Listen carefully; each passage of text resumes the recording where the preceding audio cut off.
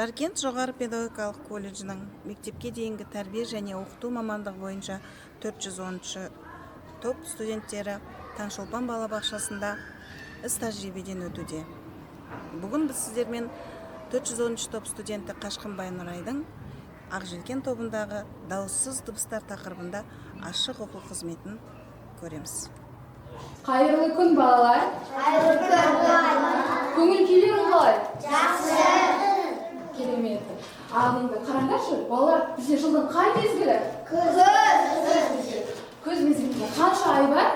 3 ай. Дұрыс айтасыңдар, 3 ай бар екен, иә? Ал енді бірге сол 3 айды атайықшы. Қыркүйек, қазан, қараша. Өте керемет, балалар. Ал енді күздегі ерекшеліктерді бәріміз бірге айтайықшы. Қараңдаршы, күз мезгілінде қандай ерекшеліктер болады? Дұрыс айтасың, Аңсар, жапырақтар сарғайып жерге түседі, иә? Ал енді күз мезгілінде тағы қандай ерекшеліктер болады екен? Күз мезгілінде біз дұрыс айтасыңдар. Суық болады, біз жылы киімдерімізді киеміз. Дұрыс айтасың. Жылы киімдерімізді киеміз. Сосын тағы қандай жерлер бар? Ерекшеліктер. Бәріміз бірге айтайықшы, қараңдаршы. Даладағы жапырақтар жерге түсіп жатыр. Иә, күз мезгілінде жапырақтар жерге түседі. Құстар жылы жаққа ұшады екен, иә? Ал енді балалар, бәріміз күліп жүруіміз керек екен, иә?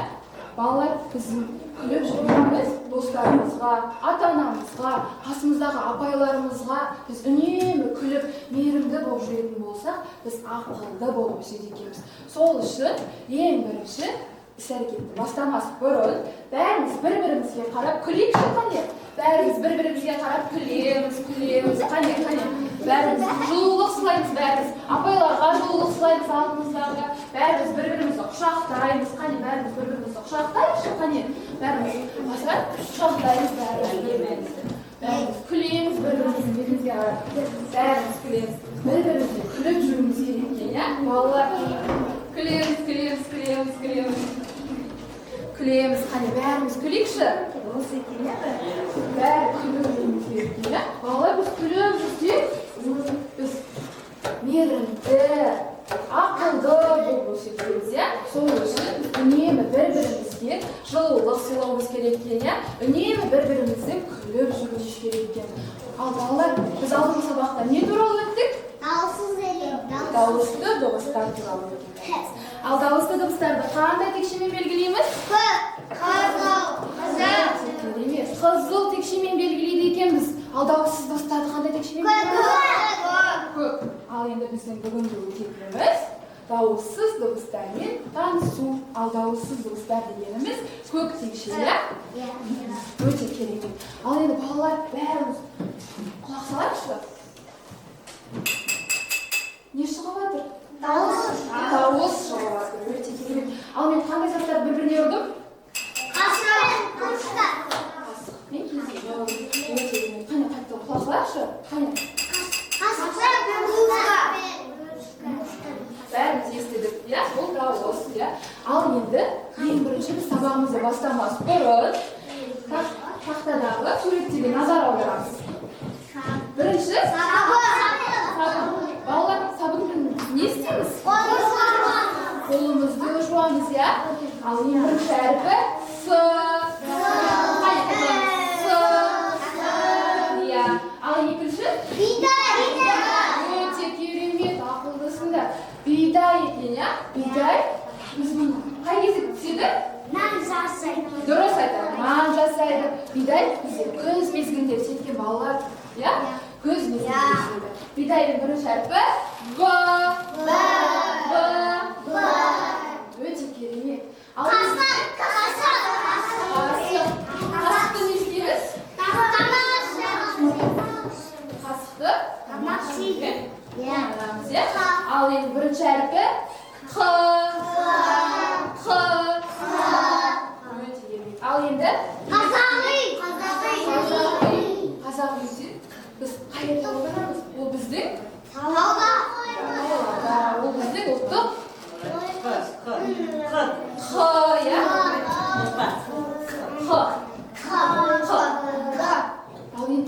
Таға. Т.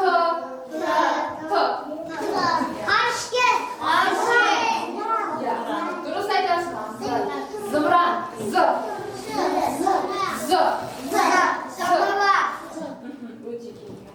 Балалар, осы атаған суреттегі заттардың барлығы дауыссыз дыбыстардан басталады екен. Ал дауыссыз дыбыстар бізде қандай текшемен белгіленеді дедім? Көп текшемен белгіленеді. Өте керемет. Дауыссыз дыбыстар ауыз қуысында кедергімен шығады екен. Ауыз қуысында, мысалы, қарайықшы, Т. Бізде ауыз қуысында кедергі болып тұр, иә? Ал егер дауысты дыбыс болатын болса, А десек, кедергісіз шығады, иә? Оны бәріміз білеміз. Ал енді балалар, бәріміз ойын ойнайық. Ал енді балалар ойынның аты кім тапқыр екен, иә? Кім тапқыр ойынын қазір мен сендерге түсіндіретін боламын. Бірінші, мен қазір өзім бір баланы шығарамын. Ол балаға бір аңның, не болмаса құстың атын айтамын. Иә? Ол бала соның дауысын салады. Құс болса құстың дауысын салады, аң болса аңның дауысын салады, иә? Ал тапқан балалар ойынды ары қарай жалғастырамыз, иә? Мен таңдаймын.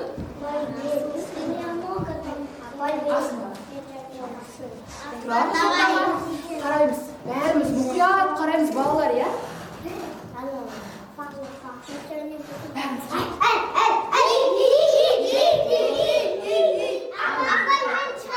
Қазір бәріміз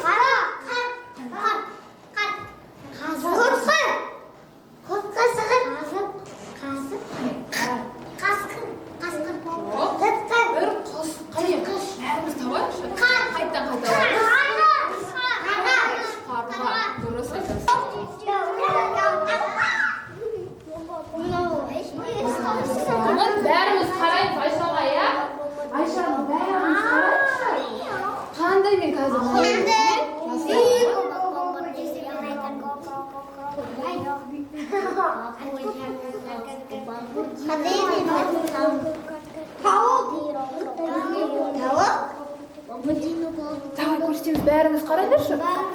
Балаларға көрсетеміз.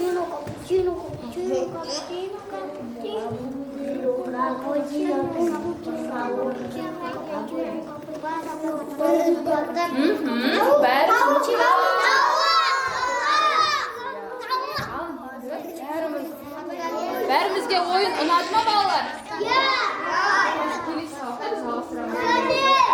Ал енді бәріміз орнымызға жайғасамыз. Балалар, біз енді сабағымыз іс-әрекетімізді ары қарай жалғастырамыз. Ең бірінші біз тіл жаттығуларын жасап алайықшы. Ра, ра, ра.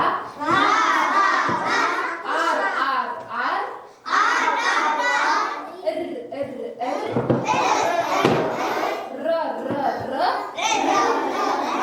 Ра, ра, ра.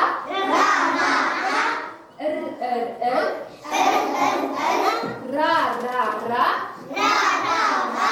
Ар, ар, ар.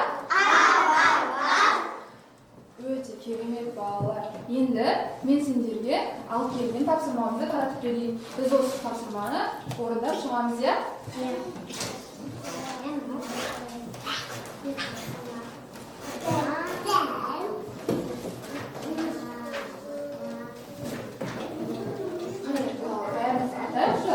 Дауыссыз дыбыстар қандай күшпен текшемен белгіленеді екен? Жоқ. Дұрыс айтасың. Көп күшпен белгіленеміз, иә? Иә.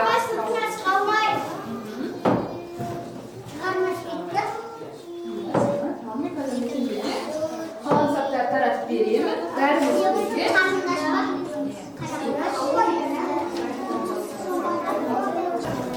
Бәріміз қараймыз. Қараңдаршы, мен сендерге тапсырма алып келдім.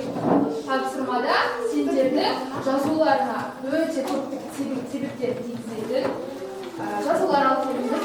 бастырып, қазір өзілерге қаламсаптарымды беремін, бастырып жазатын боламыз, иә? Мұқият, бәріміз қараймыз тапсырмаға. Басқар,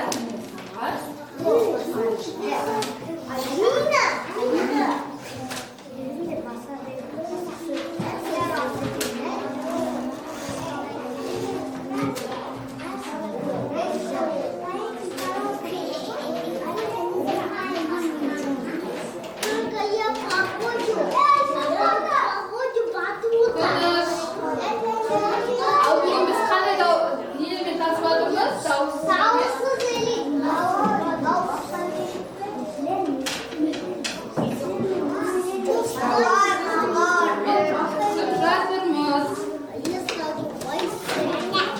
Дауыссыз дыбыстарды қандай текшемен белгілейміз? Көп текшемен белгілейміз.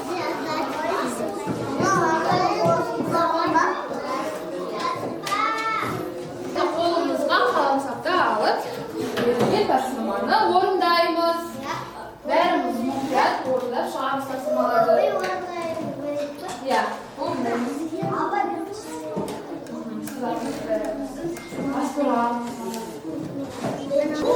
Біз жазып отқан кезде денемізді тік ұстап отырып жазуымыз керек. Денемізді түзу ұстаймыз. Ал енді балалар, назарымызды ортаға аударайықшы. Бәріміз маған қараймыз, балалар. Басымызды көтереміз, маған қараймыз. Балалар, қолымыздағы жазуларды мен қазір жинап аламын, иә? Келесі сабақта бәрін жалғастыратын боламыз.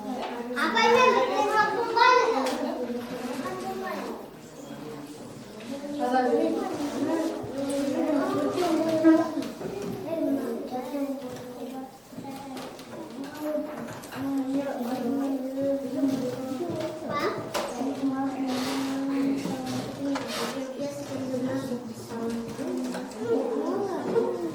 Бәріміз орнымыздан тұрамыз, қаламсапты қойып, бір сергіп алайық балалар, иә?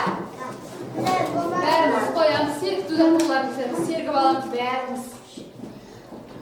Сергіп тұзатуларымыз, бәріміз қоямыз. Сергіп тұзатуларымыз, қысқасы болсын, жаңастырамыз, иә?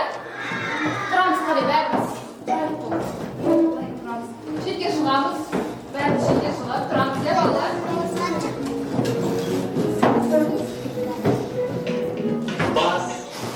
Иық тізе аяқ, бас. Иық тізе аяқ, көз, ауыз, бұрын және құлақ. Бас, иық тізе аяқ. Тезірек жасап көрейік. Бәріміз тезірек істейміз, иә? Бас, иық тізе аяқ, бас. Иық тізе аяқ, көз, ауыз, мұрын және құлақ. Бас, иық тізе аяқ. Қанекей тезірек. Бас, иық тізе аяқ. Бас, иық тізе аяқ. Көз, ауыз, мұрын және құлақ. Бас, иық тізе аяқ. Келіңдер, одан да тезірек. Қане, бәріміз тез істейміз. Бас, иық тізе аяқ. Бас, иық тізе аяқ. Көз, ауыз, мұрын және құлақ. Бас, иық тізе аяқ. Тезірек балалар. Бас, иық тізе аяқ. Иық тізе аяқ. Көз, ауыз, мұрын және құлақ. Бас, иық тізе аяқ. Ал енді бәріміз өзімізді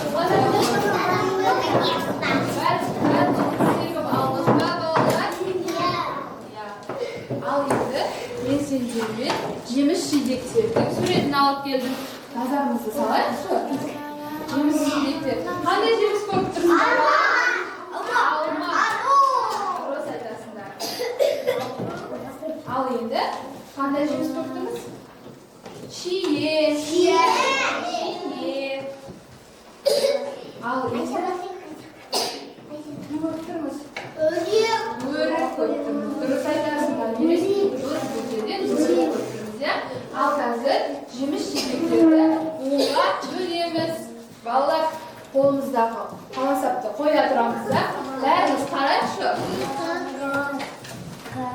Бірінші алма жемісін буға бөлетін боламыз. Бәріміз қараймыз, қолымызда қаламсапты қоямыз. Қайттан. Алма. Дұрыс айтасыңдар, екі буын екен, я? Ал енді шие жемісін буға бөліп көрейік. Шие. Қанша? Ал енді тағы да бөрік деген жемісті бөліп көреміз. Қайттан.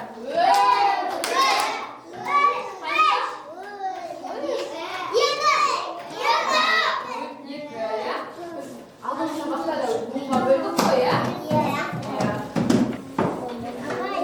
Балалар, бәріміз назарымызды аударамыз.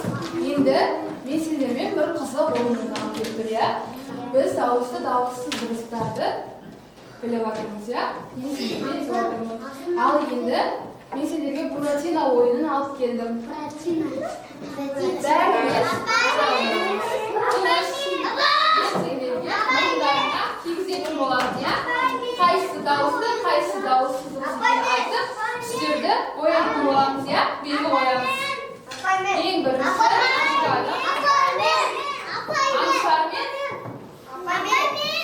Аңсармен Абай шықсын. Бәріміз ойнаймыз, я, балалар? Бәрімізге жетеді. Ең бірінші Буратино ойынында.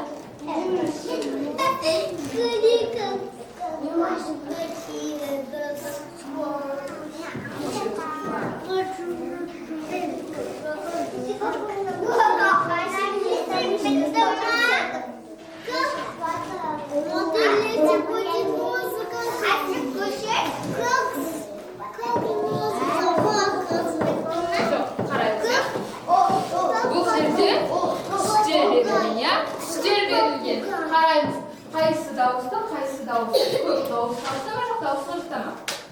Дауыссыз қағыста, я?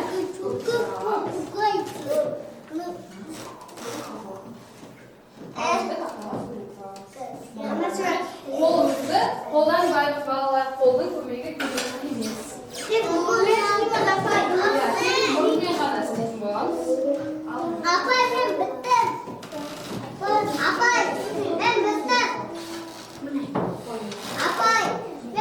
Қолды қолданбаймыз, балалар.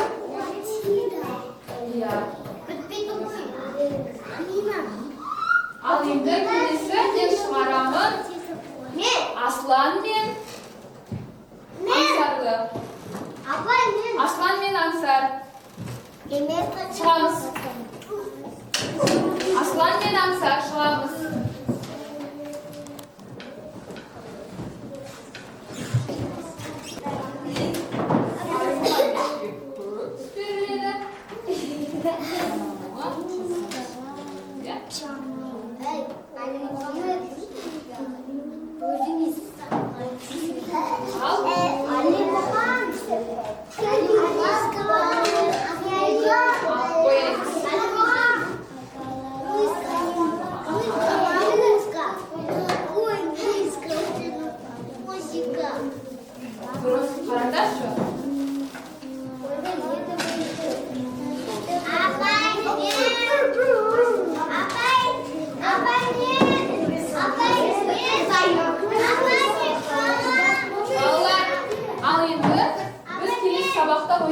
Келесі сабақта бәріміз осы ойынды ойнайтын боламыз. Өте қызықты ма екен? Ал енді балалар, бүгінгі тақырыпта біз не туралы өттік? Дауыссыз дыбыстар. Өте керемет. Ал дауыссыз дыбыстарды қандай текшемен белгілейді екенбіз? Көп түспен белгілейді екенбіз, я? Сабақ сендерге ұнады ма? Ал енді қараңыз, дауыссыз дыбыстар ауыз құрылысында кедергіге ұшырап шығады екен, я? Қысыммен шығады екен, ал дауысты дыбыстар еркін шығады екен. Біздің бүгінгі тақырыпта танысқанымыз дауыссыз дыбыстармен танысу болды. Рахмет сіздерге, балалар.